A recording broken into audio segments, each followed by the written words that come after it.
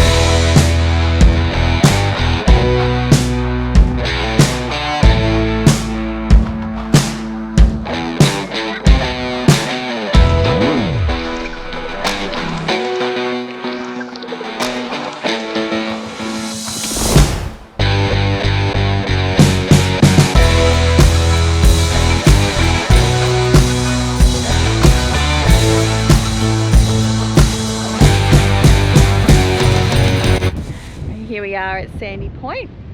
We're just behind the dunes at this point, so we're not actually at the waterfront. We are behind the dunes, just here, as you can see.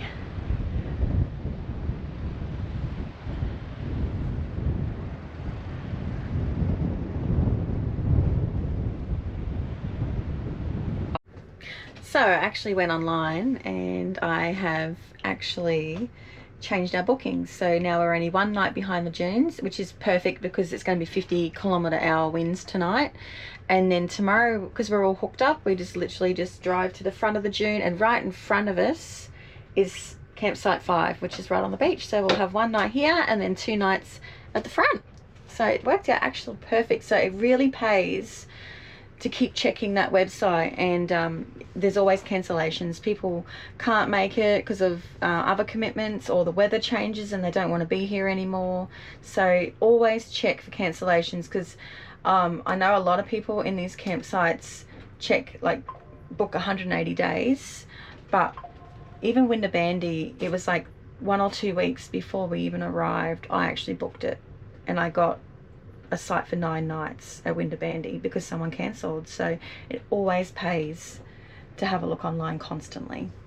So as luck will have it, the people that are on our site today has left early, and I went and spoke to our old mate caretaker, and he's like, yeah, go on it now if you're still hooked up. So yeah, even though we booked this one behind the dunes, we actually can now go onto the beachfront. So win-win, I reckon.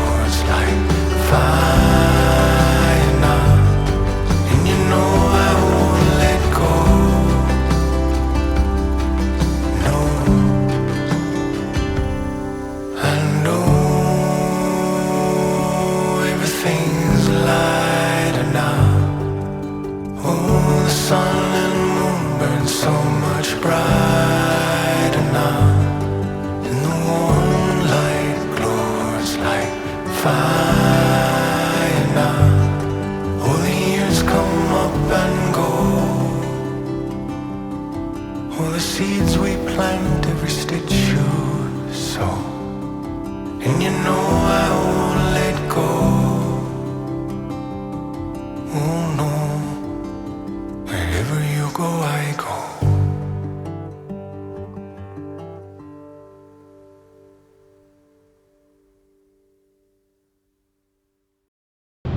We turned up at Coral Bay Caravan Park yesterday, and we went in the afternoon to have a look around and went snorkeling just outside the caravan park in the bay.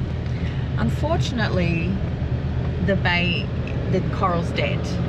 There's a few fish there, so it's nice to have a bit of a leisurely snorkel. There is some good fish there. Yeah, but all the coral has completely died. So apparently 2 years ago there was a massive coral spawning event in the bay, but because the conditions, there was no wind, there was no currents, and it was quite unusually warm, the spawning sort of sat there stagnant and created like a hot blanket over the coral, and the coral died. So apparently it happened in the 80s once, and it happened 2 years ago. So they're hoping that the coral will regenerate and recover.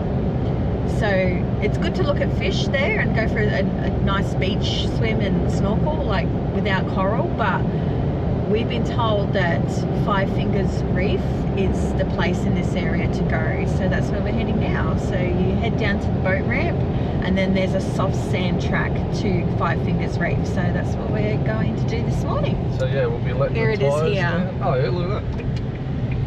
Well signed. Oh, it's nice out there. Yeah, it's beautiful. Oh, even though the coral's dead, even from above though, out of the water, it just looks so beautiful. But yeah, unfortunately the coral event has killed off all the coral, but they're still there. They're just like this real ghostly dead colour. Yeah, it's just bleached. I call it bleached, but yeah, it doesn't look as pretty as it normally just would, got too hot. The water got too hot by that blanket of spawning that wouldn't and took move the away. Oxygen out of the water. So it had so it sort of killed it, but they're hoping it'll come back. They're watching it, and there's a little bit there apparently, so they're hoping that it'll make its way back like it did in the past. Yeah, so now we'll air down and make our way to Five Fingers Reef. Yeah, more snorkeling. So here's Coral Bay.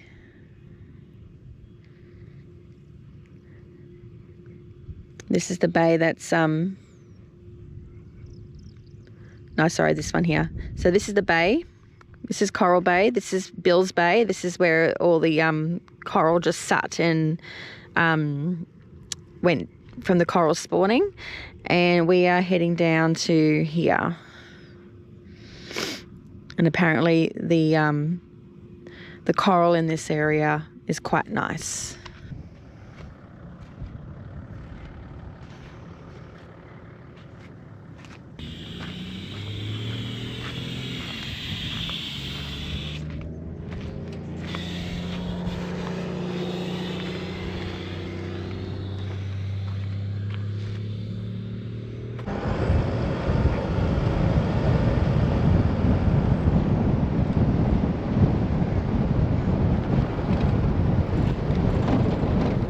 When driving on the beach, I generally let my tyres down anywhere from 25 to 18 psi, but in some cases you do need to go lower.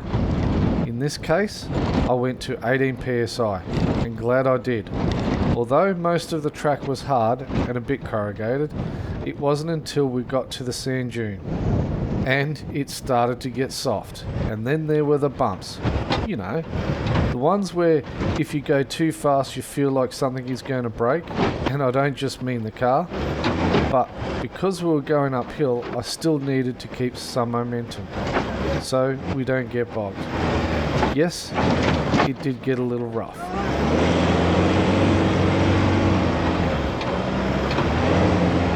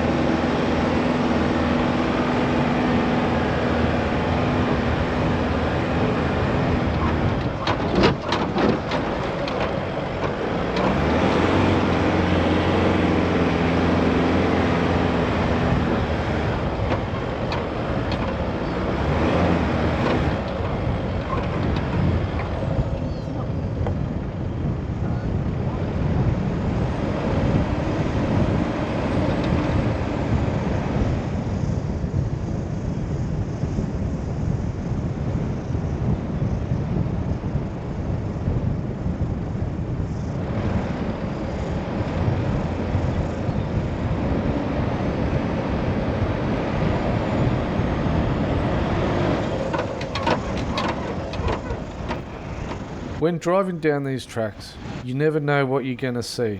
So when you get to a beach and it looks this damn good, it makes it all worth it. First impressions of Five Fingers? Amazing. I reckon Absolutely amazing. it's really pretty. Look.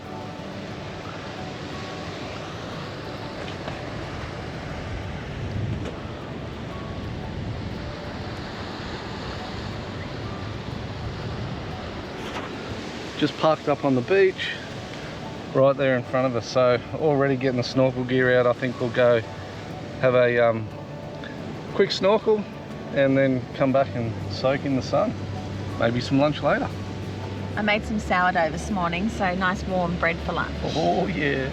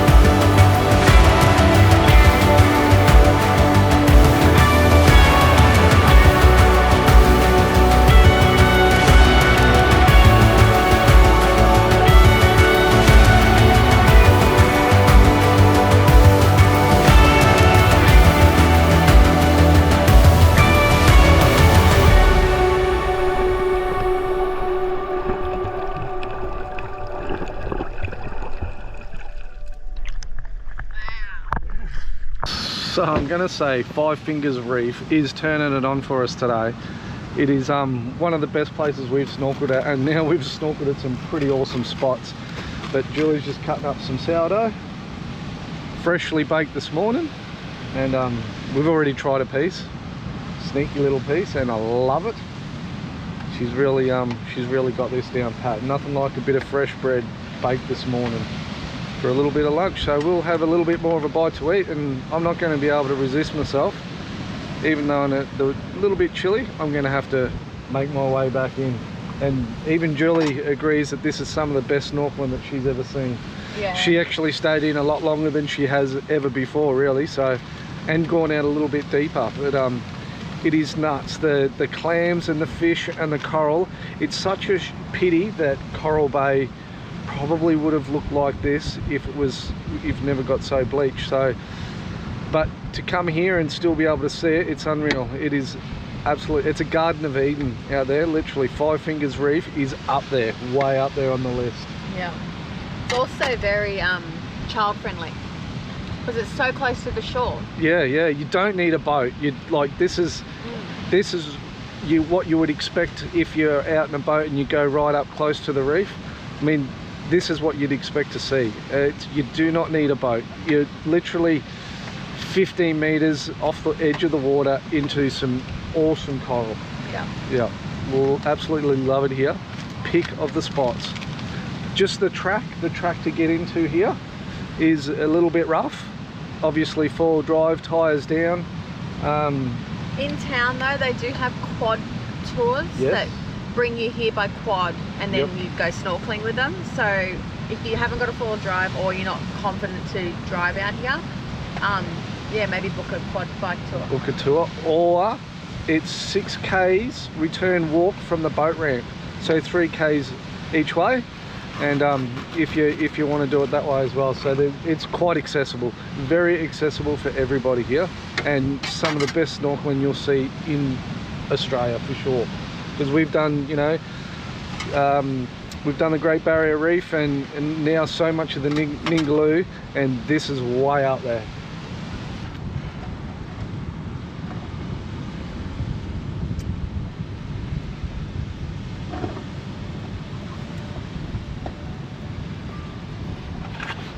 Oh, how good is it?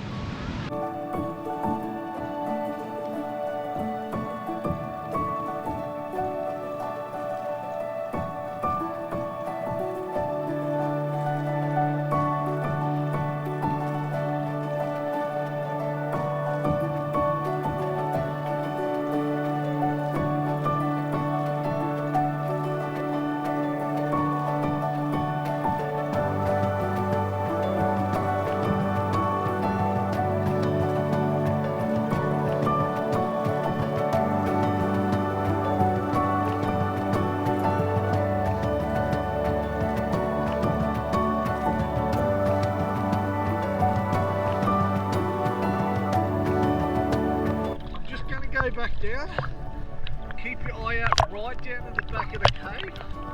There's a big cod. Let's see if we can find him.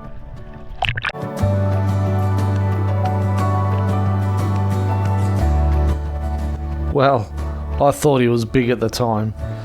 So this concludes another episode. If you like what you see, please click that like and subscribe button, and we'll see you on the next one.